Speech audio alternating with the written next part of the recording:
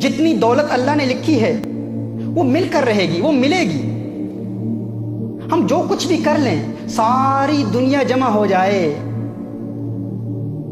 ہماری کل دولت سے وہ جو اللہ نے لکھی ہے اس میں سے ایک پینی، ایک پاؤنڈ، ایک یورو، ایک درہم، ایک دینار، ایک روپیہ بھی نہیں نکال سکتے۔ جو لکھا ہے مل کر رہے گا۔ اور اگر ساری دنیا ہماری ساتھی بن جائے، ہماری معاون بن جائے، سارے مالدار لوگ ہماری مدد کرنا شروع کر دیں، تو جو اللہ نے لکھا ہے اس میں ایک پینی کا اضافہ نہیں کر سکتے۔ یہ قانون ہے۔ اگر مسلمان ہیں تو اس پر ہمارا عقیدہ ہونا چاہیے کہ جو کچھ اللہ نے لکھا ہے وہ مل کر رہے گا۔ اگر آپ آج غریب ہیں تو مت سمجھیے کہ آپ اس لیے غریب ہیں کیونکہ آپ زندگی میں کوئی ایسا بڑا کام نہیں کر پائے، آپ نااہل تھے اس لیے غریب ہیں۔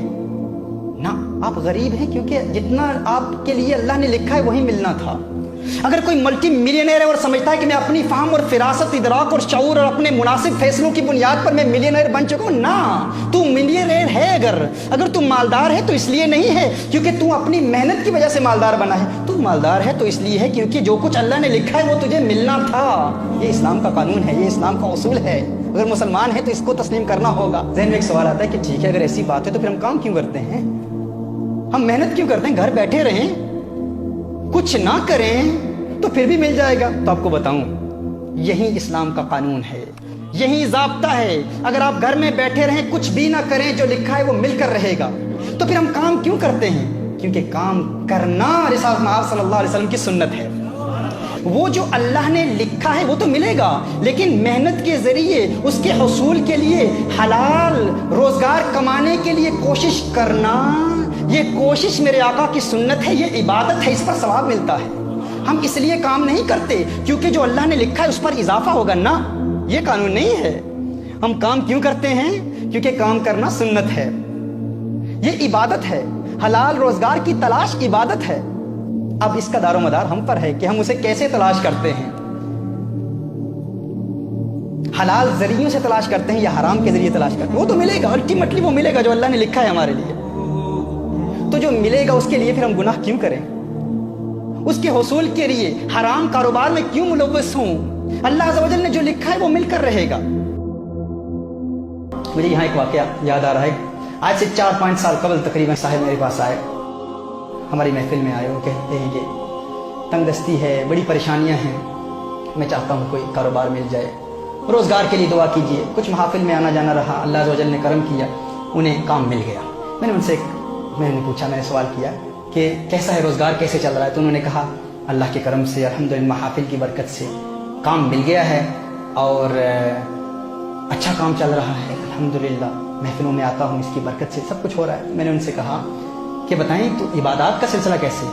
کہا نہیں، ایک مسئلہ ہے، وہاں پر جو میرا امپلائر ہے وہ مجھے نماز نہیں پڑھنے دیتا، عبادت نہیں کرنے دیتا۔ میں نے کہا اچھا، عبادت نہیں کرنے دیتا تو آپ کو تو کام چھوڑنا چاہیے پھر۔ انہوں نے کہا نہیں، ارے اتنی محفلوں میں آ کر، اتنی مدت کے بعد، اتنی کوشش کے بعد، اتنی جد و جہد کے بعد، اتنی دعاؤں کے بعد آج کام ملا ہے اور آپ کہتے ہیں کہ نماز کے لیے کام چھوڑ دوں؟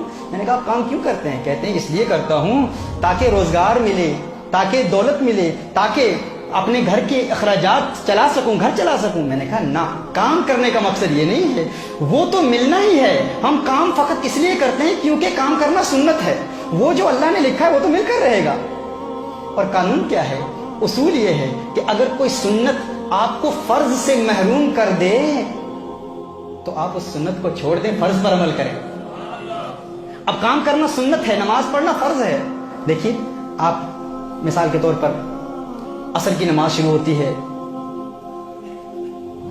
5 to 3، سمجھ لیں مثال کے طور پر،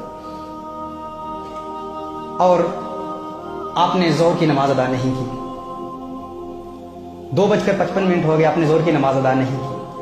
اب نفل پڑھنا تو سنت ہے، اب اس وقت اگر آپ نفل پڑھنا شروع کر دیں، نفل عبادت شروع کر دیں، آپ نے فرض ادا نہیں کیے تو وہ نفل عبادت اس وقت کرنا گناہ ہے، کیونکہ وہ سنت آپ کو فرض سے محروم کر رہی ہے، لہذا سنت کو چھوڑیں اور فرض پر عمل کریں۔